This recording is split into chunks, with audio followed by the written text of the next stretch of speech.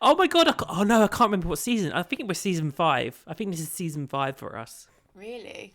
We're at the point in our recording series where we have to bring in a third person called Dawn. I was gonna say, literally. Oh my god, literally. Literally, I was just thinking that. All right then. So I'm keeping all this in. So it's fine. So hello, welcome to Reely Rated, the movie review podcast. I'm your host, Mitchell Stevens. Hola, mi llama es Jess. Yo soy no mexicano. Obviously. Today we are doing Coco. Yeah, a bit of behind the scenes. Like we had originally put Bambi, but I changed it. He decided it wasn't traumatizing enough. Because I hadn't seen Coco. It's one of those films that you had suggested. So, like, I thought, oh, let's change Bambi to Coco. Maybe we'll do Bambi in the future. But I really wanted to... Because, actually, Jess, it might have been you, actually, that said it's really underrated, Coco. And, like, you need to see it. Well, I feel like people that have seen it do all tend to like it. I just think it wasn't massively successful. Well... Who knows? Maybe it was, but definitely in the UK, it wasn't that successful. No, maybe it wasn't. In America, because it's more of a, like Latin American. I don't think it was a bomb, but I don't think. No, I agree with you. Over here, it wasn't really spoken about. Yeah, like because it was 2017, and it wasn't huge. All I know is it wasn't huge. That's for sure. No, definitely not. I'm not sure why. I'm not sure if, like, it's because they just didn't market it very well, or... I think it's that, and also, like, I think it's because it's not one of, like, the Disney princesses. I think male-led films, I think, tend to struggle more than if it was, like, a female-led, especially for Disney. Yeah, I would agree, and in fairness, it's quite interesting, because Pixar as well... I can't think of anything off the top of my head where it is led by a young boy. Like Elio, but that was later on. And then everything else, like there have been male characters, but have you noticed that they're either fish or toys or cars, right? That's fair enough, because obviously the whole point of Pixar is that they used to pioneer animation techniques, and they couldn't do humans, so it's not really that surprising that the protagonists were not human, so you wouldn't have a little boy as the main character. But I think you're right. I think this is the first one that is led by a small boy, whereas lots of them have young girls in, and it does, you're right, it does lend itself to like the princess appeal. Yeah, it was kind of like, you know how years ago they used to say like Aladdin was for the boys, yeah, like boys like Aladdin and the girls like the Little Mermaid, which is not true, but it has that kind of thing of, oh well, this will appeal to boys. And I don't know, it's very interesting. It throws up a lot of questions about masculinity and things, because these days, I don't think it is particularly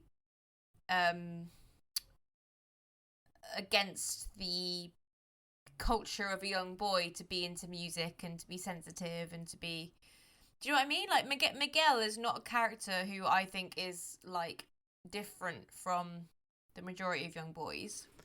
Yeah, I think unfortunately, I mean, like, I'm being very stereotypical here, but like, I think unfortunately, I think the lack of music in it, like, the sort of like, it's not really a musical, as in like musical. Yeah, he's not. There's no sort of like him sitting on the rooftop singing. I mean, he plays music, but he's not singing to the audience in a way that the broad... Well, actually, in fairness, though, Pixar is not really musical either, is it? No, like actually, Disney is. No, you're right. But Pixar's not, like you have songs in it sometimes. I think there's well, think about this. How interesting is this, right? The only song that I can think of that's sung by an actual character, or at least implied to be sung from the perspective of a character, is Jessie in Toy Story 2, who's a girl. Yeah. That's interesting to me. Because you never, like, Buzz doesn't have a song. Woody doesn't have a song. Like, Jessie does. Finding Nemo, there's no songs. Oh, Apart no. from Just Keep Swimming, Just Keep Swimming. Yeah. By the way, also sung by a girl. Yeah. So that's very interesting, isn't it? Yeah. Yeah, I think this film would, like Luca and like Elio, I think it would obviously appeal to like boys, because obviously that's what the main character is. But like, I do think the lack of it being a musical would appeal to people who are interested in Disney anyway, if that makes sense. I know it's Pixar, but like, Yeah, I mean, interestingly, because you know how they sort of said recently that with Disney, the kind of the ruination of Disney recently has been that they've stepped away from classical storytelling techniques, like having the villain and hero dynamic, and like now it's like generational trauma and things. And I think that, because like, have you noticed that in most of the Disney films recently, like there's not really a villain, it's more just kind of generational trauma, yeah, family misunderstandings and blah blah blah. Yeah. Whereas, and they don't have like an actual full-on villain, or if they do, it's a twist villain, right? Yeah, like this.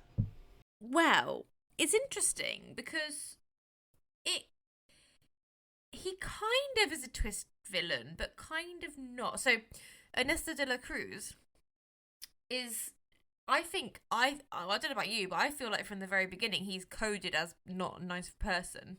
Just the way that you see, the first time you see him as a human, he's on stage and he's kind of, you know, giving that kind of very arrogant. He's not like, you're not getting a good eye feel anyway. You don't actually get a very good vibe from him from the very beginning. No, true.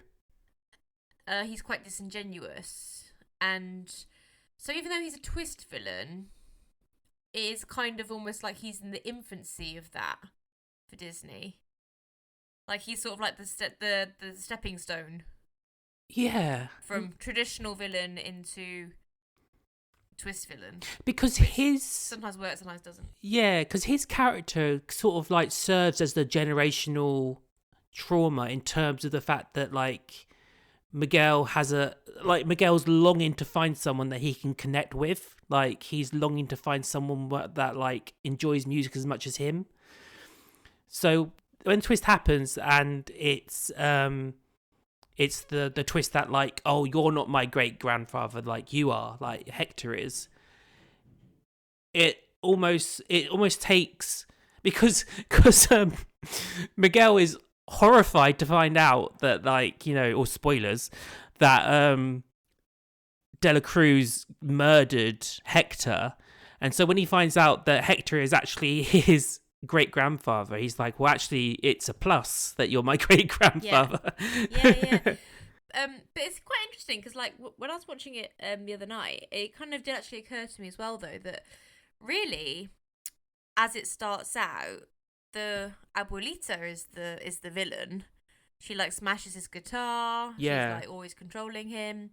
And obviously it's the whole family being like against music, but she's kind of the one that is the instigator of it all, isn't she? She's the one that's like, even his parents sometimes are like, Mama, like, don't be so hard on him, and she's like, no, music ruined this family, rah, rah, rah. And so she's basically doing the kind of King Triton thing, right? Like, how from the perspective of the child, she's the baddie. And then it's interesting because then as Miguel has this like journey of like maturing and like realizing what's important, realizing like, you know, that things are not always so black and white and things aren't what he thought they would be, like his maturity then kind of reveals that, oh, she's not the villain, it was De La Cruz who like instigated this like hatred, which is like had a generational effect. Yeah. Like if it wasn't for him, the Abuelito and his family wouldn't be the way they are. Yeah. So he's like the core villain. Like yeah, you're right. Villain. I'm trying to think, like, this might be the start of the generational, you know, like you said, like generational trauma that the Disney have sort of lent into more recently. Because I've not seen Luca. I've not seen Elio. Okay, so Luca. Yeah, Luca definitely has themes of family not necessarily supporting who you are, and is sort of about the effects of kind of having to find belonging in other places, not feeling like you belong in your family. Like it's a funny one, Luca. I'm not huge, but well, it's a different one. It's different. I don't hate it, but I also it doesn't really speak to me. But that's fine. And then obviously I don't know if you've seen Turning Red, but that's hugely generational trauma. Yeah, I was just about to say that. Coded, and then obviously Encanto, which is kind of a more blatant version of this, really, with the grandmother that's, you know, acting a certain way. But it's, in the end, it's good intentions, but it's misplaced. And I think that's the same thing with Abuelita. Like, she saw, I imagine, how the abandonment of her mother affected her, and it must hurt her every day when Coco's going like, Papa, like, is Papa coming back? Yeah. Like, that's heartbreaking, you know. So you can understand why they're placing their hatred on music as a scapegoat for, you know, the family trauma. But Miguel obviously wants to play music, and but in that way it is quite sort of traditional. It's almost like a Disney princess, you know. He has all that I wants and all the kind of story beats that you normally have in traditional Disney film. Yeah, and like the willful child as well, like, you know, it's going off on one, like yeah. leaving the family and saying, like, because she's like, take my blessing and send you home, and he's like, no, I want to do it on my terms. And it's like, that's very Ariel, very kind of like, yes, I want to do my future, my journey, my way, sort of thing. Yeah. Well, I like that he's not perfect. I like that he does wrong things, makes wrong decisions, makes something. Yeah. Like, he shouldn't have stolen it. I know that, like, he sees it as a means to an end to steal the guitar and things like that, but he still shouldn't have done that. No, I think it definitely helps that you believe at that point that it is his grandfather's. You're like, oh well, he's taking what's his. Yeah, I guess. Yeah, like an heirloom. Yeah, even though it's not, and it puts a curse. Yeah. I like the guy that says, "Oh, your family had a curse put on them," and it's like, yeah, oh, sorry, you're cursed. Yeah. Yeah, and you know what as well? Like, I think it's masterful, because a lot of films really struggle to balance the comedy and the drama, and I feel like this has got a really nice balance of it. Like, 1 minute you are laughing and the next you're like actually crying. I don't know about you, but like I cried a few times, like I always do, because it hits me in the feels. Did you cry, or are you dead inside? No, I cried. I got a lump in my throat when Hector was talking about how he's been forgotten and that Coco's forgetting him, and I was like, that hits a bit too close to home. And then when Miguel sings "Remember Me," I was like, okay, I'm gone. Yeah. And that's the thing, like, that's the kind of interesting thing, because it's kind of, people don't talk about Coco a lot, but the things that hit really hard with it are the emotional beats. And I think that maybe for a lot of people, the themes of it, like the Dia de los Muertos like doesn't they can't relate. You know, like in a similar way to how Turning Red, everyone was like, oh, I can't relate because it's about periods, and it's like, well, you watch films about spacemen and aliens and things, but you find meaning in that, don't you? Yeah, Like, everything has meaning. Just because it's not about something that you have experienced yourself doesn't mean that you can't empathize and enjoy the story. But I would like to think that people have felt like, you know, in reference to Turning Red, I would like to think that people do have felt ostracized at times, because that's what that story is about, being like, you know, not being accepted for who you are, sort of thing. Yeah, well, that's the thing, because like it's about a lot of different things. I think it's about like family. It's about like growing up. It's about feeling on the outside. It's about friendship. It's about so many different things. And I think Coco is as well, really, because it's sort of, it has a lot of interesting kind of like dynamics within the characters where you sort of no one's really. I mean, you'd think, wouldn't you, that the Mama Imelda character would be sort of a bit more of a battle axe, Yeah. in the story, but she's not. Like you like, oh, well, I don't know about you, but like I like her immediately. Like you can understand, like of course she'd be feeling that way about her Hector, because if your husband left and never came back, yeah, like, of course you'd feel that way. And I think the fact that, I mean, like I thought their love story was really sweet, to be fair. Like when they get, and it's very underplayed. It's not like the main plot point. No, yeah, it's not. But it's still like, oh, like when they get back together at the end, like that makes me cry as well. Like the bit where like she ends up on stage and then like she's singing and then he joins in. I was like, oh god. I was like, their love is coming back. Yeah, and she's like, you killed the love of my life, and he's like, I'm the love of your life. And she's like, shut up, I'm still mad at you. Yeah. It's beautiful, and the animation, oh my god, it's so pretty. Oh my god, yeah. And like at the beginning when they tell the story of like told through banners, like, you know, the what do you call it? I think just banners, like the banners that they have. Yeah.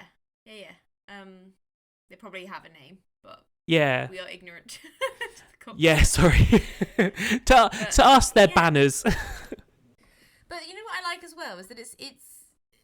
I think sometimes when you set things in cultures that are not necessarily the culture of the team making it, or necessarily the culture of the what's the word? The kind of more the larger part of the audience. Yeah. That there's a hard balance to strike where you make it familiar enough that people understand the themes and they understand like the culture, but also not stereotypical. And I think Coco's it's close to being stereotypical.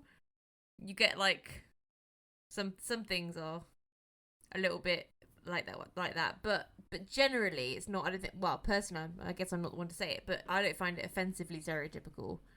Like it has more depth than just the. Yeah, I found the whole kind of like the town being a bit obsessed with music and all, and like mariachis being on every corner or something, a bit kind of like overbearing, but it's meant to, and it's also a small town as well. And like I read that they wanted to set it in a small town so that he could feel like feel the oppression of music over him that he can't connect with. So that's understandable, but obviously I didn't find it offensive, but I'm not Mexican, so. Well, I liked that they used very simple, like if you know any Spanish at all, you can. I mean, I know very basic Spanish, and I could understand everything that they were saying, so it was very accessible to people who.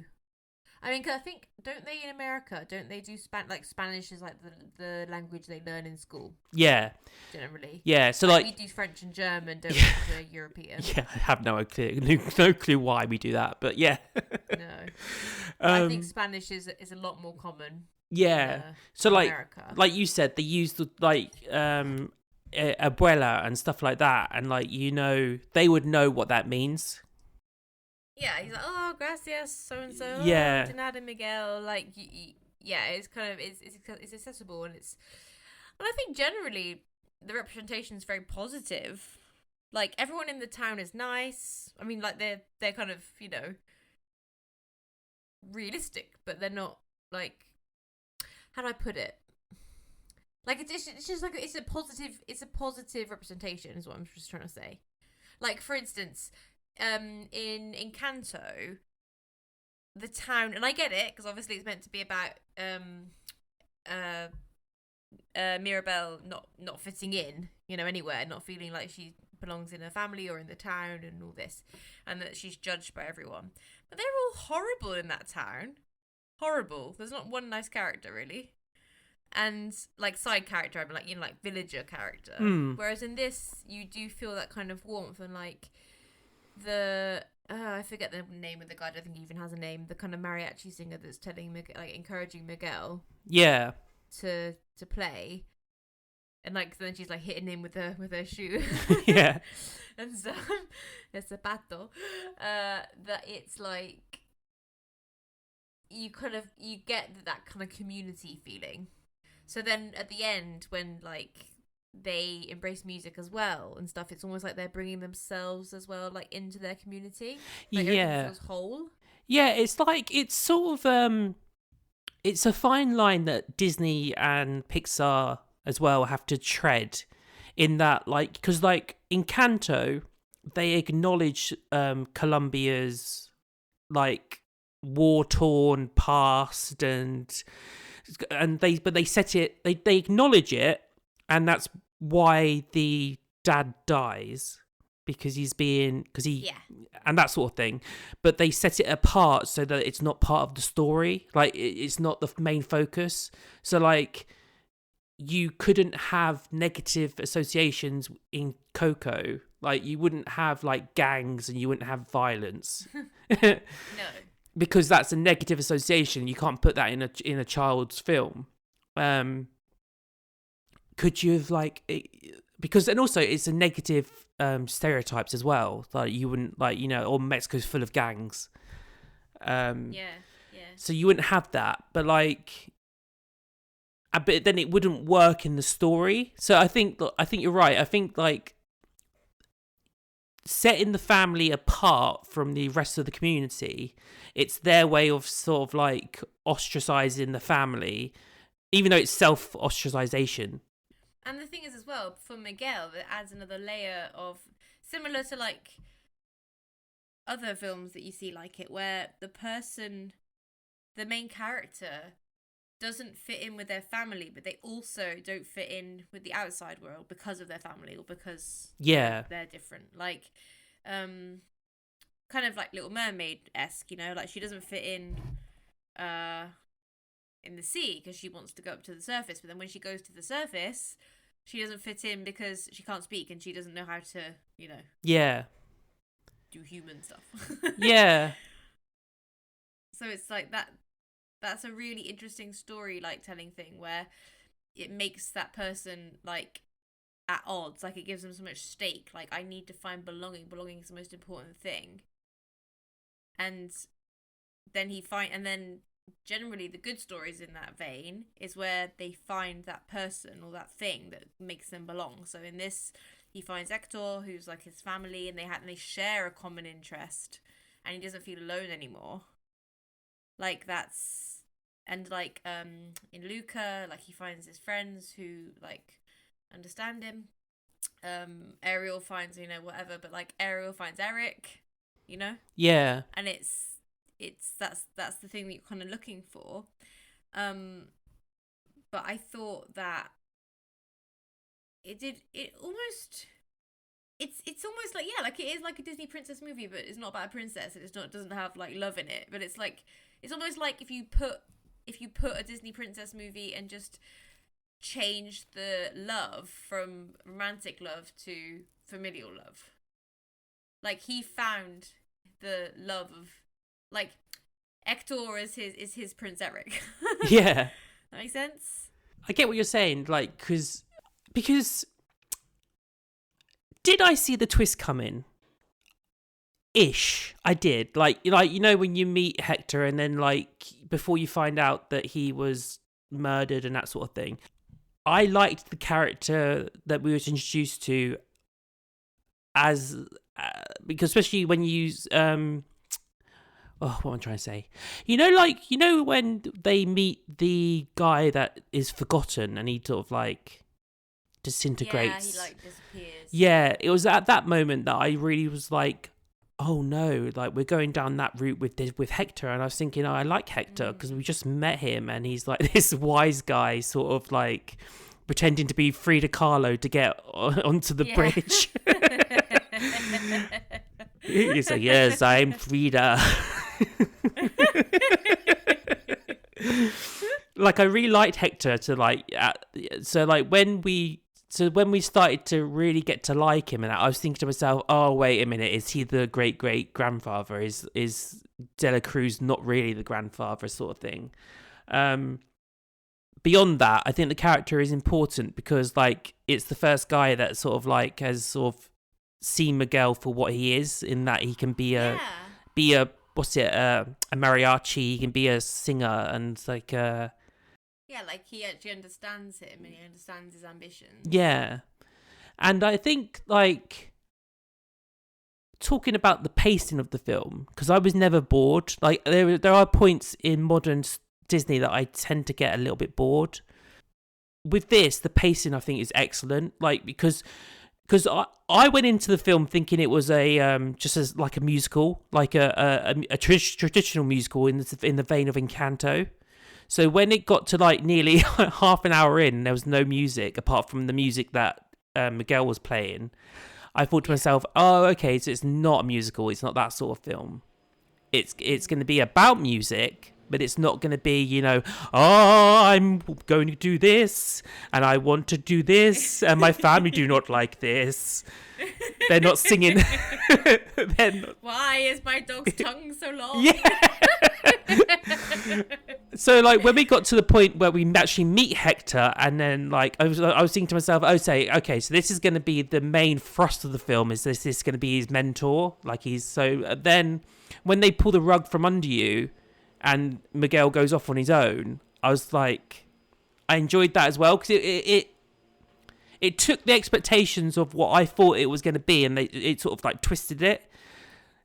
I just kind of feel like the twist is not like it's a good twist that he's his great grandfather, but at the same time it almost feels like even if Dela Cruz had been his grandfather, it wouldn't have really mattered in terms of their bond. Like they still had like a genuine connection.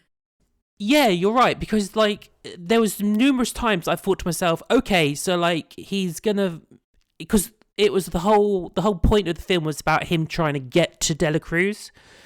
So like when he gets to him and he was about to give his blessing, there was a point where I was thinking, oh, it's not going to work because it's not going to be his grandfather. But then even if it had worked, it would have been it would be successful as a film because then you'd been because then you could have told a story about how familiar bonds don't matter. Like it's how like yeah. where like you make your own family sort of thing. So he could have taken Hector and it could have been part of his family.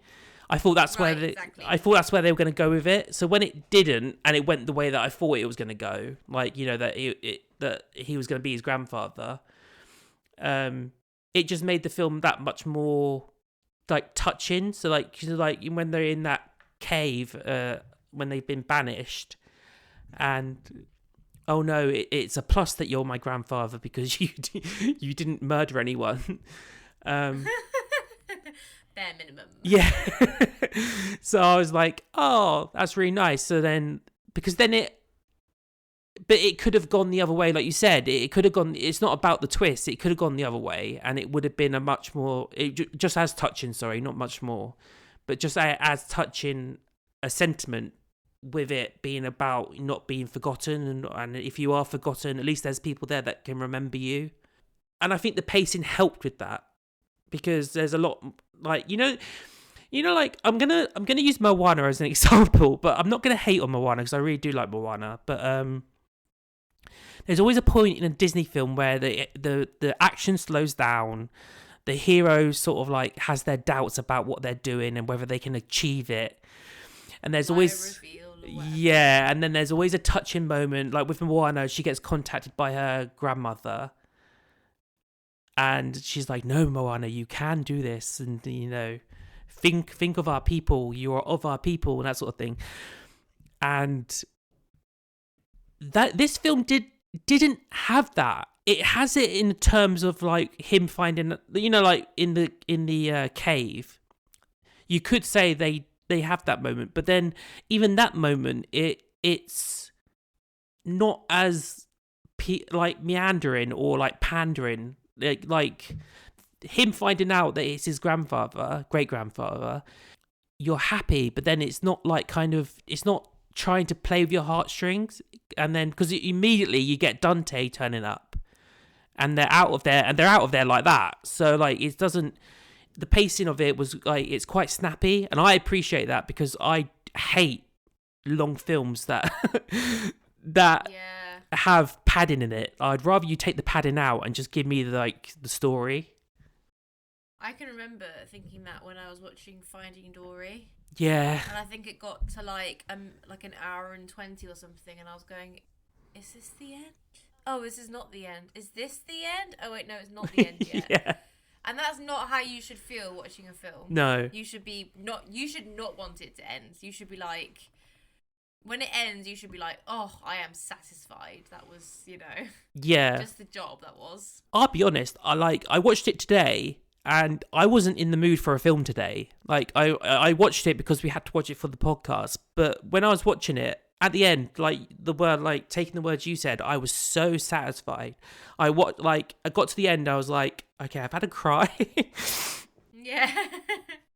The film ended where it should have ended, and if not, for me, it could have gone on a little bit longer, and I would have been sad. I would have been happy, but the fact that it left me wanting more, I was like, now that's how you make films. That's filmmaking at the best. Like the fact that the fact that I read that they're doing a sequel, and I was like, oh, brilliant, because I got to the end and I loved these characters. I would like to see them in another situation, another scenario. Now, what that scenario might be, I do not know. But well, you know how I feel about sequels. Yeah. I mean, if they could do it right, I'd be okay with it. But the thing is, though, do you not feel like it all just came to a really, like I said, satisfying conclusion? Like, you want more because you enjoy the characters, but it's also a bit like, but it's all wrapped up. Everyone's happy. It's all as it should be. Ah, lovely. That's what I like in a film. Yeah, I don't need more. But you know what? We come from the traditional storytelling of Disney from its Renaissance day, so yes, where everything's wrapped up. In our day, the sequels are rubbish. They were only on video. And exactly. Yeah, and no one cared about them. And if they were bad, you didn't necessarily. Matter. Yeah. Didn't matter. No. Now it's in cinemas. And it's all connected. It's all part of the story and the universe. Yeah. The only thing I think that I find a little bit of a shame with it, and it's not necessarily a critique, because I think it would have ran way too long if they had done this, but I thought it was a bit sad that there were so many of these like really cute supporting characters like in the family, like past and present, who didn't really get a lot of screen time. Like, I've no idea what his sister is called, if it even is a sister. Is she a cousin or a sister or what? I have no idea. The skeletons are a little bit more fleshed out, but even them, like, they don't do a huge amount. Yeah, you're right. They're kind of there for cuteness and exposition. which is fine because, like I say, I don't need to watch 3 hours worth of getting to know them because it's about Hector and Miguel, and Imelda. But I just find that, but I get it. I do get it. Like, obviously, the whole point is like they're this big family. Family's so important. Like, they have this massive family tree. Like, I get it.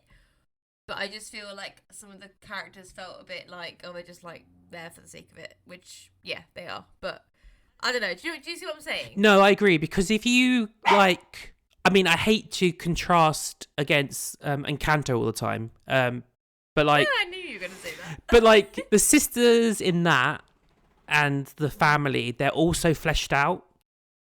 All of them. Like, well, I think that what's his name? Oh God.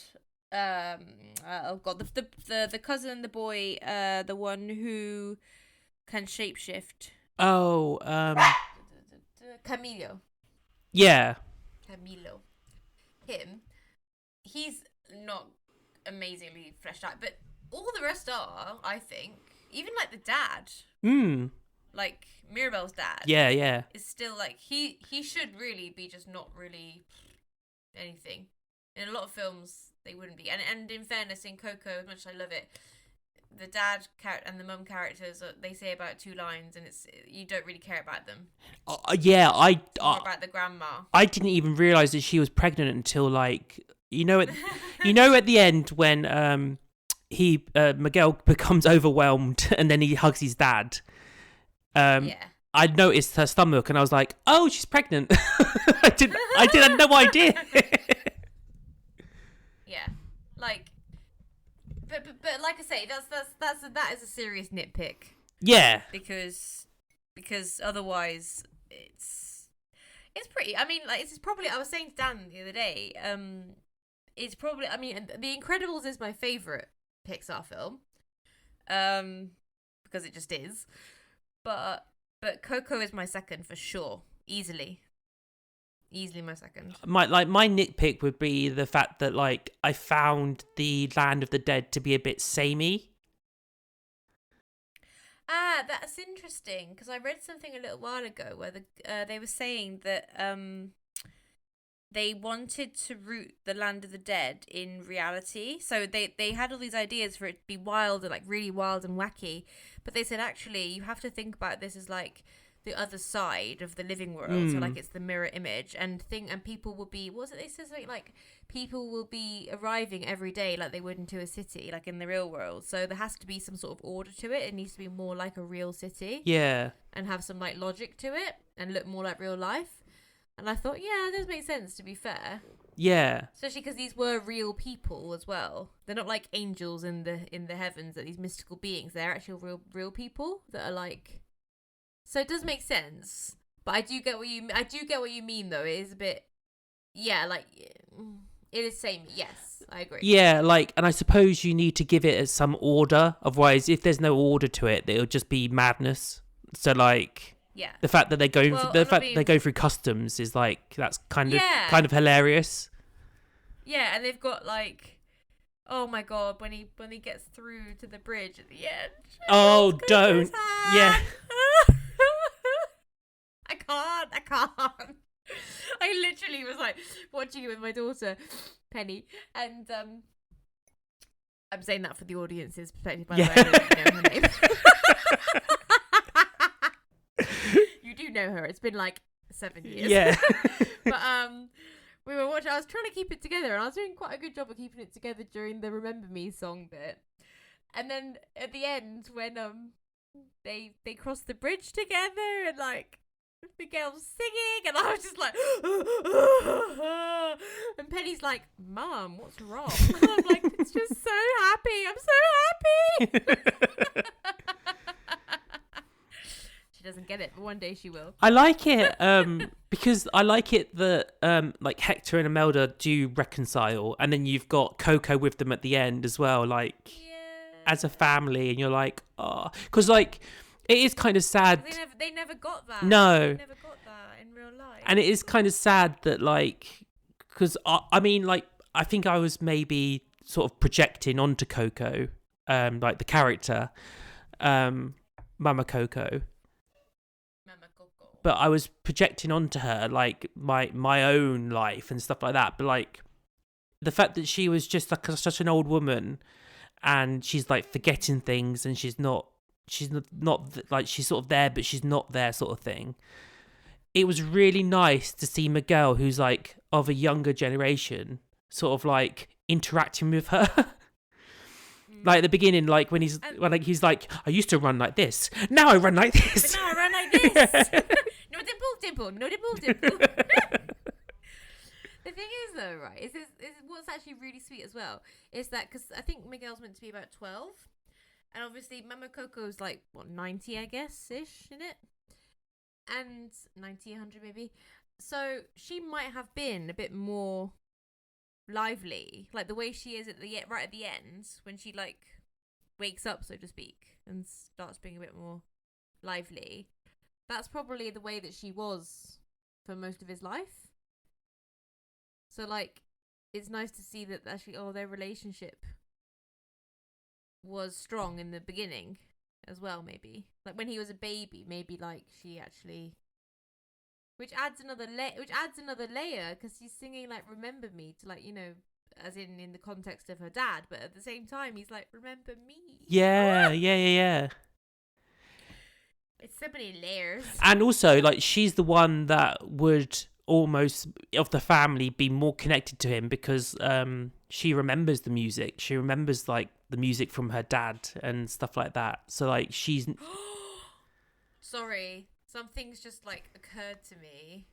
When she's with Miguel, she's always like, "Papa." Yeah. Papa? Like, is Papa back? Do you think it's because he reminds her of her dad? I think it's because he, like, I mean, they didn't show us it, but I think it's because like he probably did share that part of himself with her. You know, the music part. Yeah. I mean, like, because, oh my god, it's so good. Because, you know, as she's like degenerating, like, as she's aging,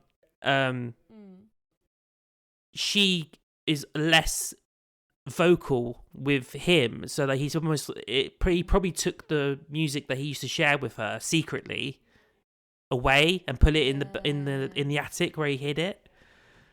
Oh god. I mean, I'm reading into it, like, but like, yeah, that's how strong the film is, that I can read into it and make stuff up in my head. It's how many years old? It's almost 20. Wait, no, how old is it? No, it's almost 10 years old. Yeah, almost 10 years old, and I think it's one of the last ones that actually was pretty decent from Pixar. Like, I'm not gonna lie, I just don't get excited anymore. And like, I don't know if you saw Hoppers, but Hoppers let me down. Well, it didn't let me down because I didn't like the trailer anyway, but it just... Yeah, like when I saw it was... Have you seen it? Well, the animation put me off, because when I saw it was Pixar, I was like, really? Because it looked like one of those, you know, independent films that... Like a DreamWorks type. Yeah. Well, the thing is like, all the characters have these weird, like, jelly bean mouths. Have you seen, like, you know what I mean? Like, yeah. Danny Red and, like, Luca. They all have that jelly bean look. And Elio as well. Although, you know what? Elio's... I did not hate Elio. It got boring. It definitely had a lull in it. Like, I remember being bored at certain points. Yeah. But some of it was really emotionally strong. Like, really emotionally strong. And I liked a lot of it. It's very creative. It didn't, just because it didn't, like, really kind of excite me, didn't mean that I didn't appreciate that it was a good film. Whereas Hoppers had its moments, to be sure, but it did not feel like Pixar, and it wasn't funny. And I think, I took Penny and her friend to see it, and they liked it, but they liked it because there was, like, fart jokes and stuff. You know? Like, that's what Penny likes. So she was happy, but I was really disappointed. And then also, like, how many Toy Stories do we need as well? Like, I don't know. I've been thinking about this recently. Nothing feels classic to me anymore. Like, there's some things I watch now, and I finished watching it, and I'm just like, okay, I'm not going to remember any of that tomorrow. Yeah. Whereas everything else, I'm wondering if that's because it is just a bit naff. Well, do you know what? Or if it's because I'm just older now. No. That makes sense?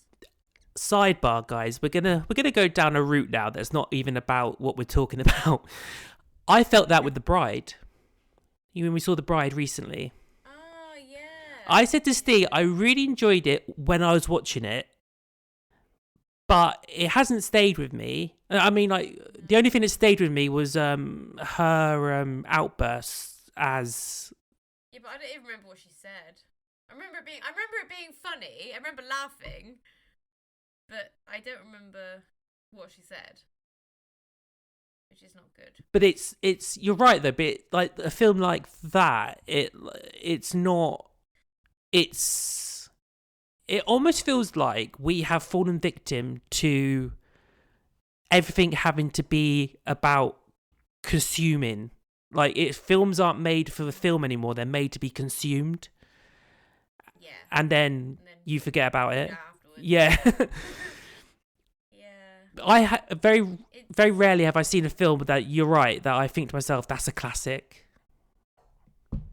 Yeah, and that's a shame, isn't it? Yeah. Like, but is it because we're just not wired for that anymore? Like when children now watch it, like, is Penny gonna turn around to me in like 5 years' time, 10 years' time, and be like, "Oh, Hoppers, what a classic"? Maybe, but like, No? but maybe, right? yeah, Maybe. but then I got to the end of this film today, like Coco, and I actually was so satisfied, and I was like, that makes a change, and I think to myself, oh, is Coco now classic in my head? It might be. Oh, that'd make me happy if it was. Yeah, because I really connected with me. I can like, so I was like, much more. I mean, I hate to hate on Encanto, but it just didn't. It didn't speak to me. It didn't. I mean, I think I argue that Encanto is remembered because of the songs, but even they didn't connect with me. So I think, yeah, I mean, I remember watching Encanto and being like, oh my god, because it had been so long since I'd seen a Disney film that actually made me super, like into it. Like, I was enjoying the music, I was enjoying the story. yeah. And it hit me, but I would tentatively agree with you, because it is more about the music. Whereas I think Coco has this, the beauty of Coco is that it's about music, and the music is good in it, but it's not like what makes it beautiful. Well, I mean, it is beautiful, but do you see what I'm saying? Like, you're not just going, oh yeah, it was great because the music was great. Yeah, no, and also like it's strikingly, like, visually it's striking. It's like the use of the marigolds and like Yes. and the petals, Like, and there's so much more to it. yeah, like it's visually. But Encanto is also pretty. I guess.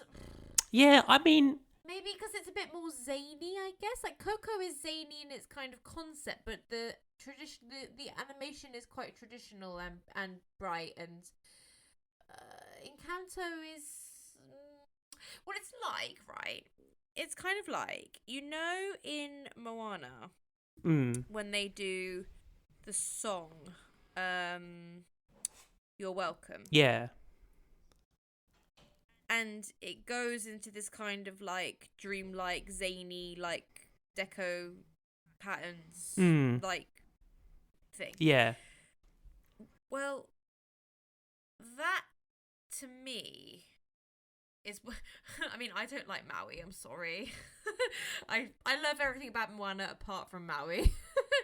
But I think because Encanto has that similar vibe, where in the songs and stuff you come out of reality and you're in this kind of, and it's, don't get me wrong, it's really creative and it's so fun. I'm not saying it's a bad thing at all, but I think the point I was sort of failing a bit to make is that in Coco, because the music is integrated into the story.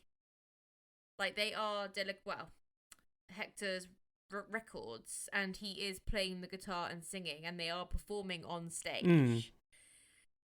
It makes the music part of the story in a way that is really like strongly linked. Yeah. Whereas I feel like in certain films you could take the music out and put it on an album and you still enjoy the album, but it wouldn't really make that much difference to the story. Yeah.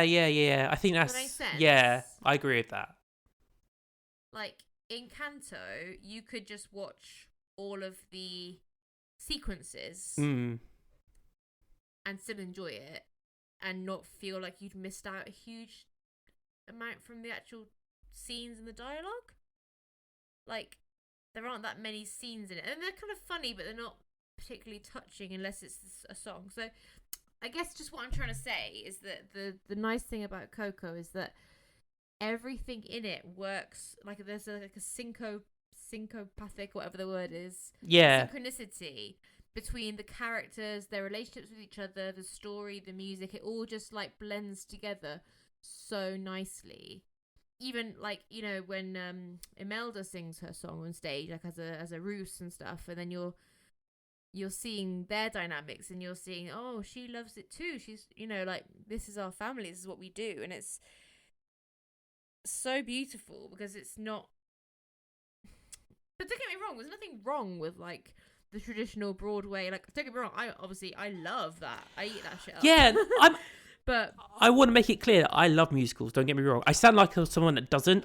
Just that there's certain types of musicals that don't ring true to me. Like they don't work for me. Like for instance, I hate Sound of Music. Do you hate it? It just doesn't. It doesn't like. But then I love Oliver, and I love like Grease. Like, come here. Sound of Music is amazing up until the last 45 minutes. Yeah. For me. And then I'm just so bored I could cry. Yeah. So it's one of those.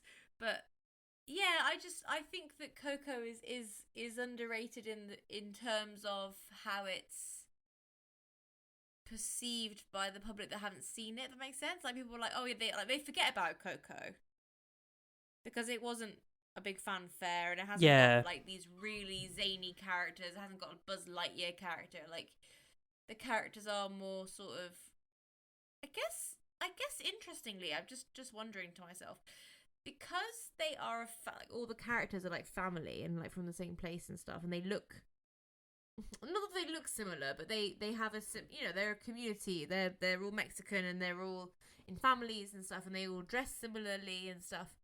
That it maybe isn't quite so interesting to people because it's not like Toy Story where you've got Woody and Buzz and Rex and all these, and like Inside Out with happiness and sadness. Like the characters are a lot more individual looking. Yeah. Even Does that make sense? even in Canto, like the fact that they have different powers and different. Yeah. Whereas in this it is, and that is obviously the point. That's the thing, is that actually that is the point of it. It's meant to be about how family have similar passions and they're similar to each other and they're a unit, right? Yeah. So it makes sense. Like if they were all really different from each other, it wouldn't make sense. Yeah. The story. The whole point is that it's about finding your belonging, right? Yeah. But I wonder if that is why it's not quite so famous. I don't know, like quite so sort of, like no one buys like a Miguel doll. No, until me. No, I mean, I will. I mean, I would buy a Dante for sure. Yes. Yeah. It's but I think that is the reason. I'm glad you liked it. I was afraid that you wouldn't like it. No, I really do. I didn't expect to. Like, not that I was prejudging, but like I just didn't expect to, like, because like you said, it's one of those ones which is like largely sort of overlooked. So yeah, I was like, the fact that like I found it really reinvigorated me at the end when I was like, that has satisfied me in a way that I didn't expect, and I was like, yeah, That was a really good film. Yay. That doesn't happen anymore, though. It goes on to what we was talking about. That's what I mean. Yeah. That's what I mean. It's so nice to actually feel satisfied. I can't get no satisfaction. No, like, so for me, like, when we rate it on our, like, is it underrated, rated, or just... Oh, Teddy, stop. He's distracting me, so I can't think of what I'm saying. But for me, it's underrated because, like, it's, like we said before, it's overlooked, and it didn't do very well over here. I mean, I don't know about the States. I don't know. Yeah. I just don't think it did. You don't see a lot of, like, merch. No, you don't. No, you're right. Yeah. All right, then. Right, before we go, we need to talk about what we're going to be doing next month. I need to say next week. I would love to do this every week, guys, but, you know, we're not getting paid for this yet. We do it for the love. But, yeah, no, next month, next time on the podcast, we'll be talking about Midsummer. Now, this was a Jess pick. Don't blame me if you didn't like it. No. I mean, this is one that I've seen. Unlike this one we were talking about, I have seen Midsummer, and I'm not going to spoil what I feel about it. But yeah, it's a very interesting watch, shall I say. And because we were talking about being satisfied, were you satisfied when you came out of watching Midsummer? Yeah, I was. But I think that says more about how I feel about rubbish partners than it does. Oh, right. We won't go there. No. On that note, I remember thinking, yeah. Stop it, Teddy. Stop moaning. Oh, okay. On that note, we'll leave it there. But I am back into the swing of things now, Jess. I hope you are as well. We're on our 5th season. Swing. We're about to dye our hair ginger. Yeah. And try not to die. Yeah. All right, then. Right, so we'll leave it there. We still haven't come up with an ending. No. Goodbye. Goodbye. Well, Bye-bye. So long. Farewell. Oh, no. Mitchell hates this song. Oh. Bye. You've been listening to Reely Rated, a movie review podcast. If you've enjoyed this episode, why not dive into our archives and catch up on the movie reviews you might have missed? And have your say by sending your own thoughts and questions of the films you've discussed so far to reelyrated@gmail.com. Until next time, film fans. Keep it really rated.